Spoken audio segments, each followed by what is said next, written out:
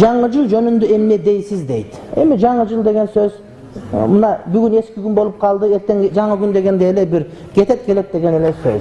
Ага барып жаңы жыл тосуштун кереги жок. Анан адамдар эми арак ичип, жаңы жыл тосуп вечер кылат. Эми аны мусулмандар кылбайт. Бирок азыр жаңы бир туура эмес нерсе чыгып калды. Мусулмандар ошол жаңы жыл күнү биз 2 ракат намаз окуйбуз деп чыгып атышат.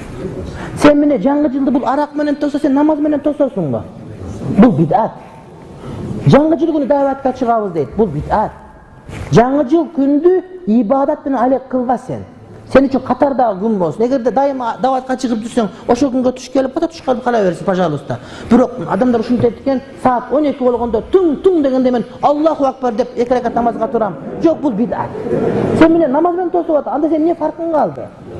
Анчалык кор кылба ибадатты. Жөн эле уктай бер. Намаз Кур'ан окуп кел, укта болду, бүттеттен таң атат. Сен тосуң келбей калбайт ошондой.